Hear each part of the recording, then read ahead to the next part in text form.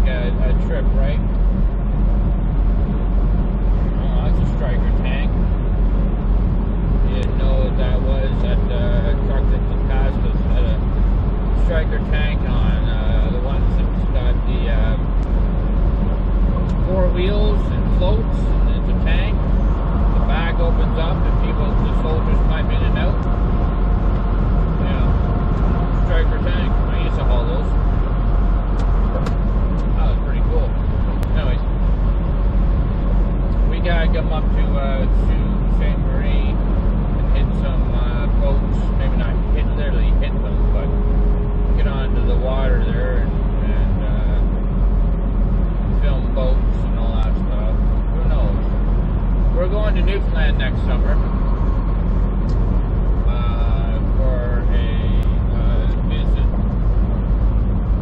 and after that, then it's Jeff's turn to pick where we're gonna go. I think that's fair. I pick one, he picks the other,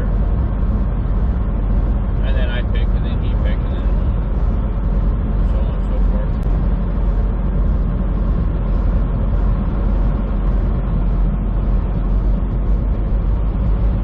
I think that'd be really fair.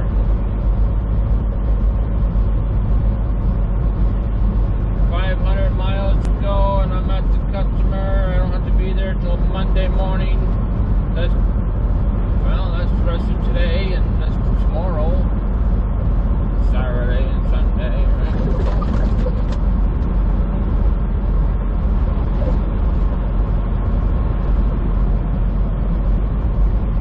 And the fellow drivers.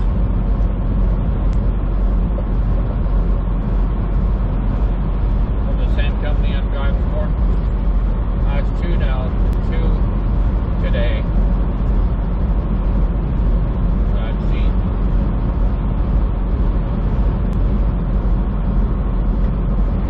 Big company, but we're all driving the same kind of truck.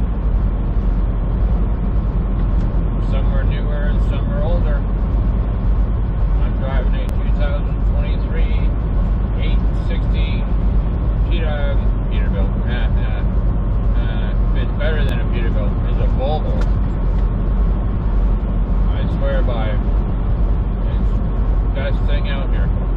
But that's what I think. Now, if you're driving a truck and you say these trucks here, they're coming up to 780 or 860 or whatever it is. No, I guess that's what I'm driving. Is the best truck out, and that's what you think. I was driving a Freightliner.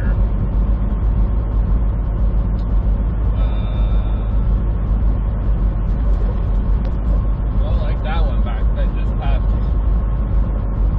And well, you guys have seen the videos. If you haven't seen them, check them out.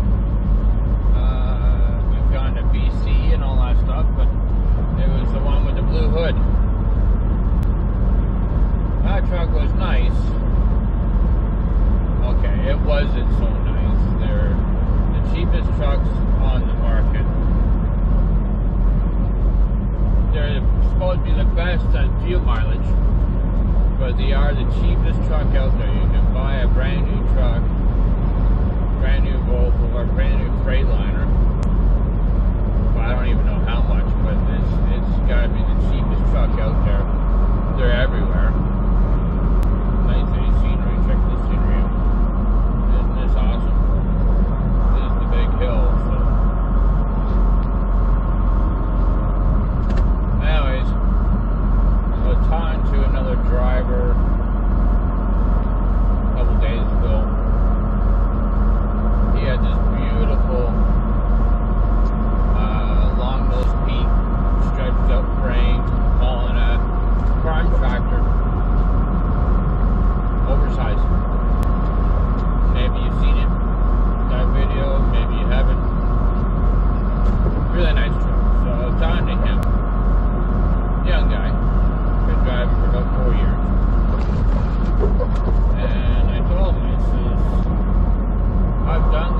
I've done the flatbed. I've never done the double drop trailers before, but I've done the flatbed.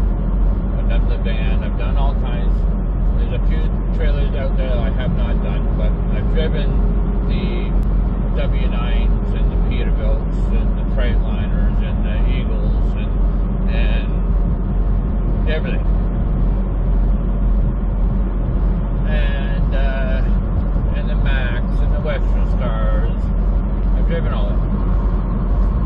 The nicest truck out there, and I never thought I would say this, is the Volvo. The Volvo is actually designed for the driver. And the way they've designed these things, it surrounds the driver. It's really cool. But I never thought I would have ever said that because I never liked the Volvo. So now I'm driving one, and well, when I first drove it, it was like back in '94. I think that was the year the truck was made, and once again, it was the cheapest truck out there at that time. Volvos were just coming into making Volvo trucks. See, we have a big truck on the side of the road up here, broken down. Unfortunately for him, that really sucks. Day in rocks. They've been around for a long time. Anyway, I'm guessing blue steer tire. Oh yeah, blue steer tire. All right. I can't help it. Anyways, so the Volvos were like the cheapest trucks out there to be made. And I'm a pretty tall person. I'm 6 foot. And I swear to God that it was the way the seats were. They were so uncomfortable. My back was sore. I did not like it. And they really haven't changed the dashboard from then to now. At least I don't think they have. But I was so I had that bad taste in my mouth of Volvos being so horrible. And through the years, I was told they're like the Cadillac of the road, and I never gave it a chance. I would quit. Like if I was to go up to a company and all they had was Volvo, I wouldn't even go to them. So I have a friend of mine. He had the same feelings. He did not like the Volvos and everything else, and then he went to a company and they gave him a Volvo, and well, then he went and bought himself a Volvo, and he's loved it, and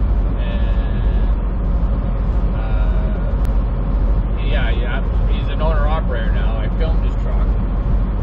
He's one of the trucks out there that I filmed, and if you're listening to this, Neil, then I'm talking about you, man. So anyways, he swore up and down that he loved the Volvos.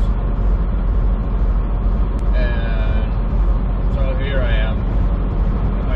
My other friend, Michelle, it was the same thing with her. She's like, oh, I don't like Volvo, blah, blah, blah, blah. And then she came and started working here at Premium. And she loved it. She loved it. So I was like, okay. I got into her truck a couple times, and the space and everything else, it was nice. But I came here because of the boss. The boss is a very kind guy. He knows what he's doing, and he treats his drivers really well. And that's something that you don't see too often anymore in trucking. They don't. Most bosses don't really care. If you like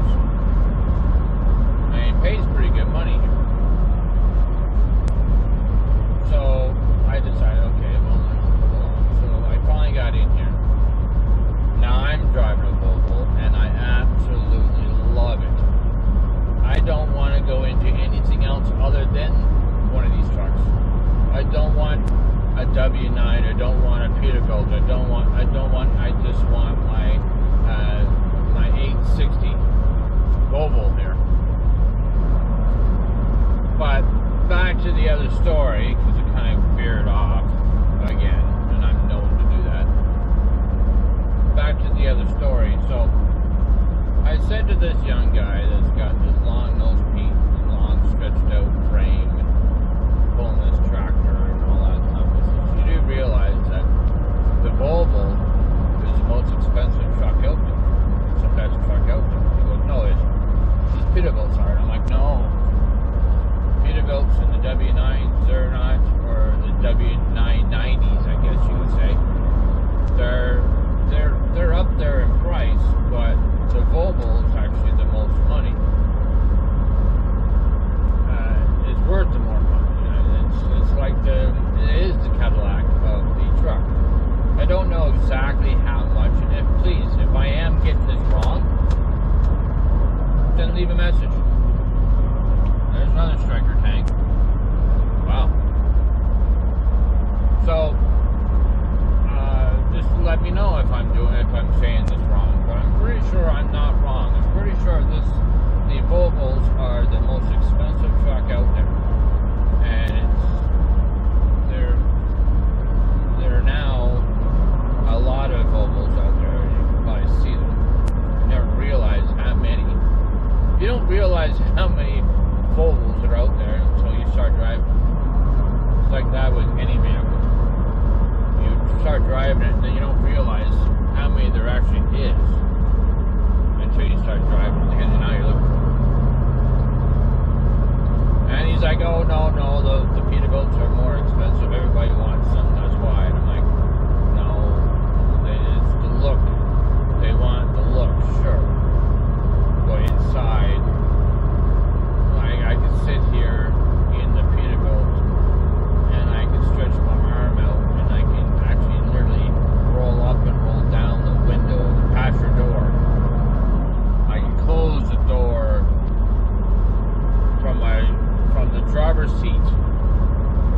You're in such small space, and in the bunk, it's tiny. Everything's tiny. There's no space to put anything. There's nothing. And I've learned, and it's taken me a long time to learn this, but I've learned that it really does not matter what the truck looks like on the outside. It's what it looks like inside and what kind of space you have and how well you live. Because if you're spending all this time in that truck, wouldn't you rather have a lot more room in it than what it looks like on the outside? Like I said to Jeff, I was probably right beside this very nice long-nosed Pete, maroon, matching van trailer. And if someone came up to me and said, hey, out of these two vehicles, I'll give you one absolutely free. So, I'll give you the truck and trailer of the long-nosed Pete. Or, you can have the Volvo over there. I'll take the Volvo any day. Now, we got something going on up here. We got flares on the side of the road. Okay. Motorhome broke down. Motorhome lost a wheel. Whoa. Motorhome lost a couple of wheels. Oh. Wow. Oopsie daisy. Oopsie daisy. Well, that's something you don't see every day.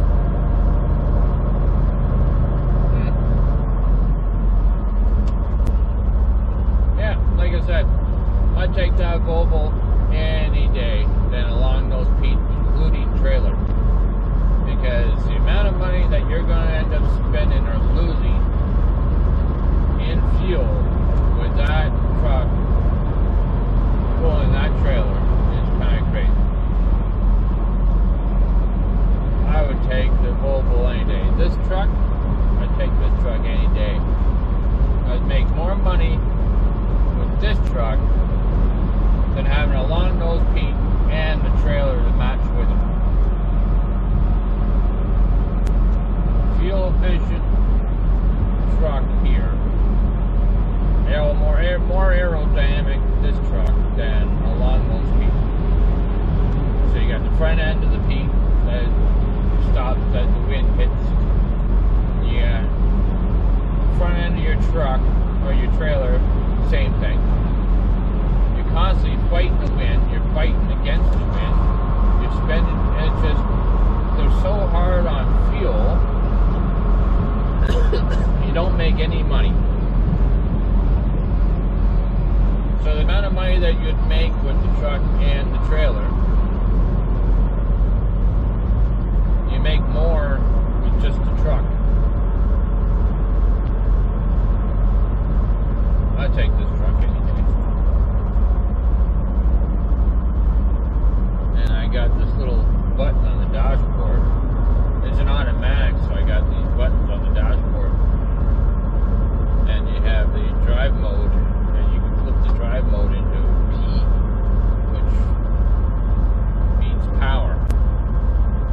So you got your normal, you got your normal drive, neutral, and reverse button lines. You can flip it over to manual, and you can literally change the gears yourself. Or you can just leave it on automatic, and then when you need the extra little power going up, say up a hill like this, you want that little bit extra power, hit the drive mode, flip it over to P, which is power, and it'll give you that extra boost to get up those hills. It gives you more power. Like, it's just insane. It's just, I don't know if drivers have gone to Volvo and said, okay guys, this is what we need, this is what we want, this is what's going to work better if you had it this way or that way. Like, hats off to Volvo if that's the case and they actually listen to the drivers, because that's cool. That's great. Look at this. It's like the government making all these new rules up for truck drivers. What you can and cannot do. You know, if they sat there in those trucks and realized what kind of stuff that we do out here, actually realized and looked at what kind of stuff we do out here, then they would at least know what the hell what they're talking about.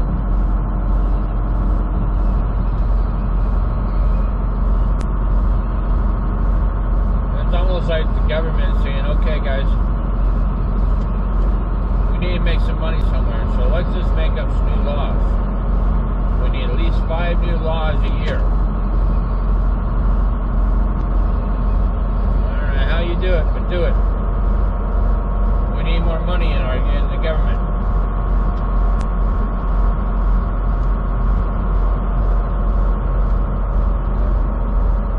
And then they come up with this law. Now there's a new law.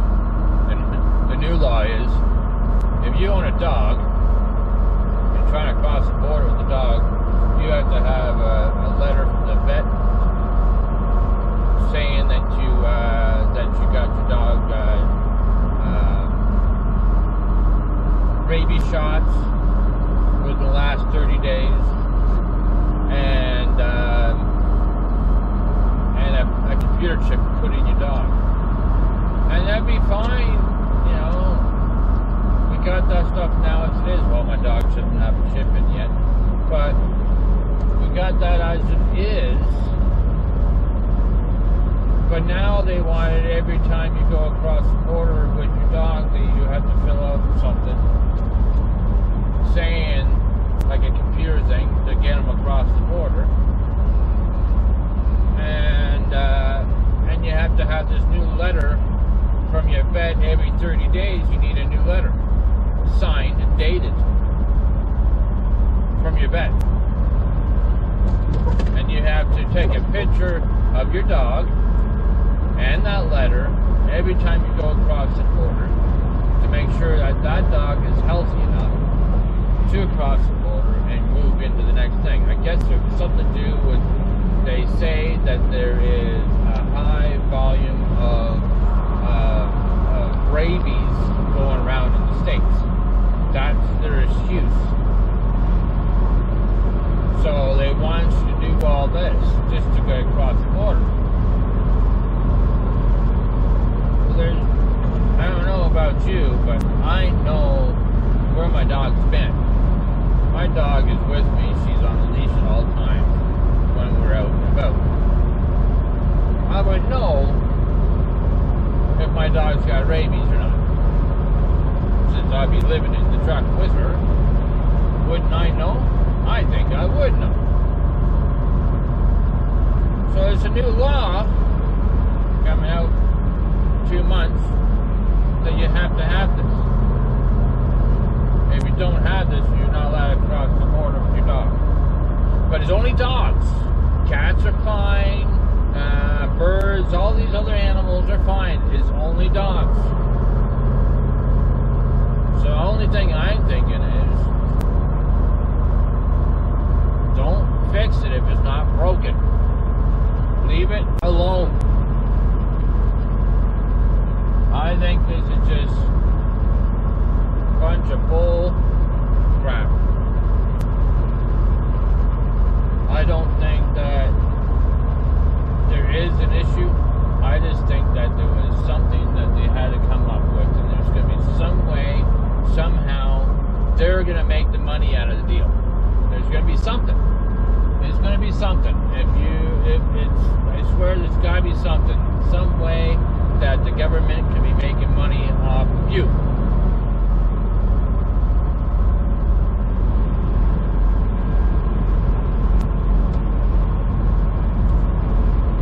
Don't fix it if it's not broken. Or like Mom always said, skydiving. You're going to jump out of a perfectly good airplane for no reason?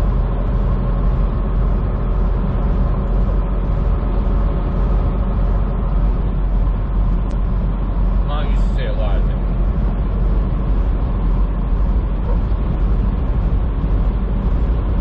Mom's probably still saying it.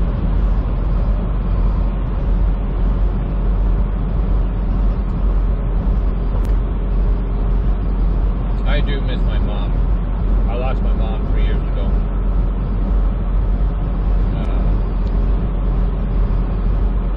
So,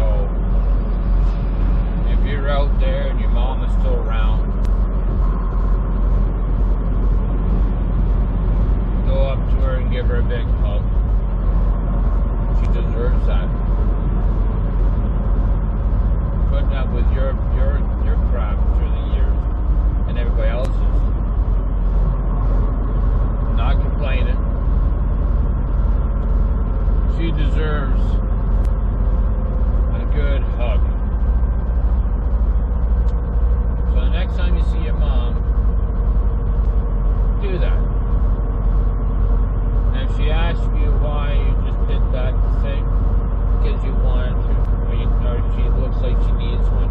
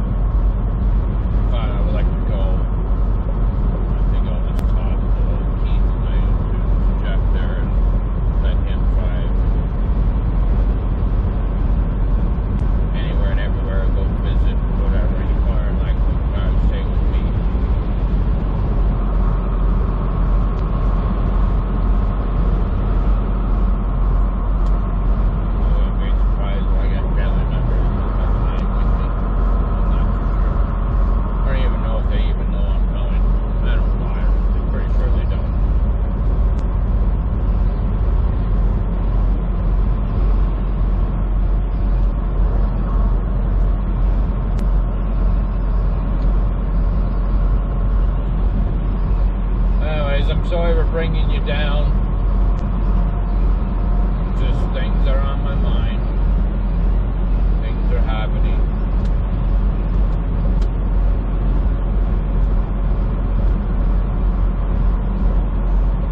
I try to keep up pace, upbeat. I do know that they wanted to pull the plug on my birthday, but my brother and my sister said I don't think so. My birthday is October 14th. So they waited 2 days later and they pulled the plug on October 16th. They didn't want to ruin my birthday, but my birthday is never going to be the same anyway.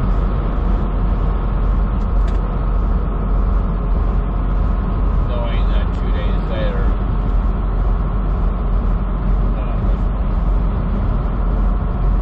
passed away.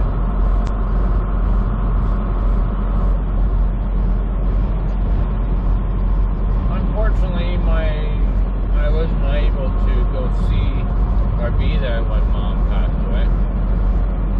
I was there in the hospital, but I had to leave because a family member did not want me there.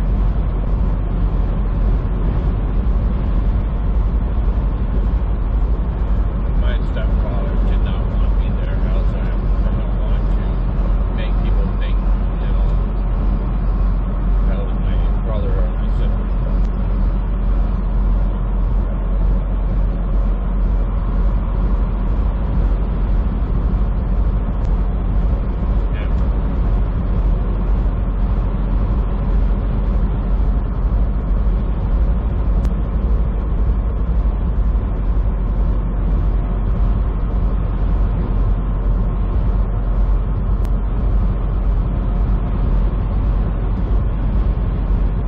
If you guys were just turning in, I know I make long videos. I know I do. So, you probably have read it in the title of this video, but I'm going to say it anyway. We are currently on the 17th going around the Great Lakes in Ontario.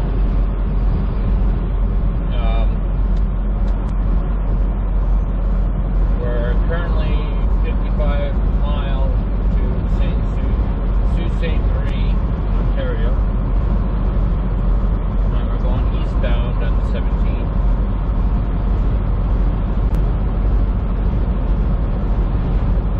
And I got a little dark back there, and I apologize for talking about my mother. But it is things that I have on my mind.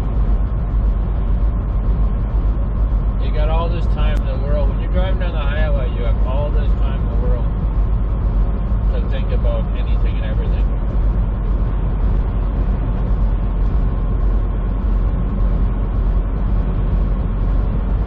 And it's just,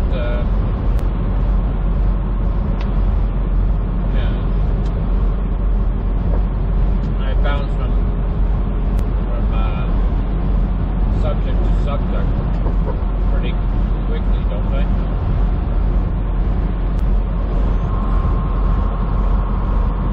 Came up with an invention this way as well. This was like 10 years ago. Tried to get get someone to help me with the money. I couldn't get anybody to invent help, really. But I went to invent help, and they said it was a great idea, and they never saw it before.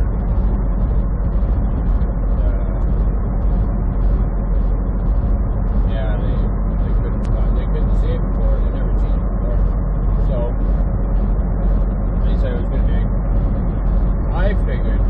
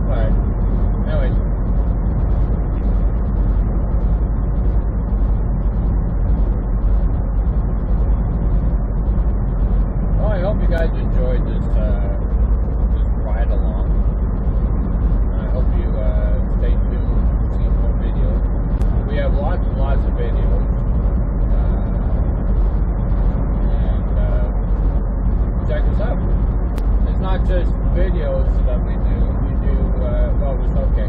We do all kinds of different kinds of videos. No pictures, we do videos. And we got, we got drive-bys, which are,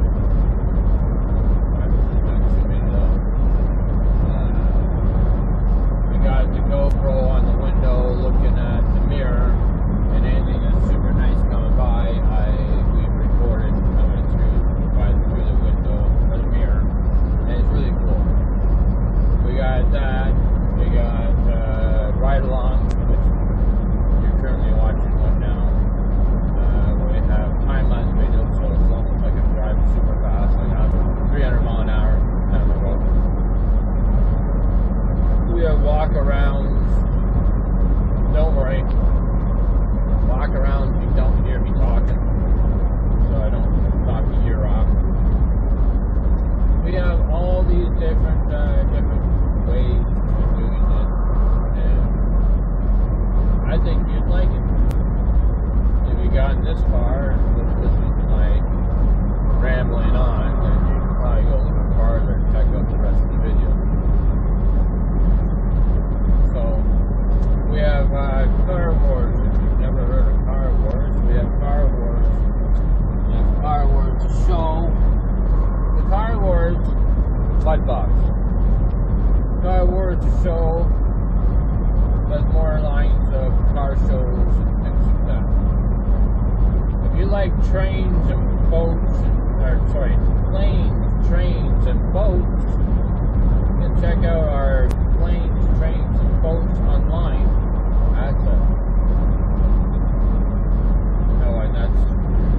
We also added trucks into that one too, so check that out.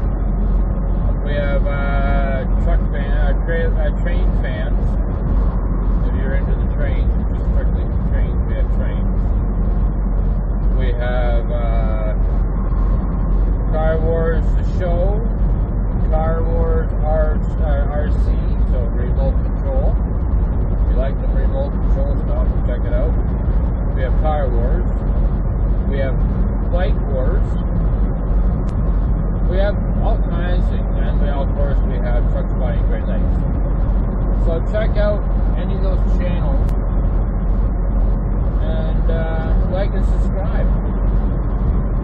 And yeah, like normal, drive safe, be safe, and catch you on the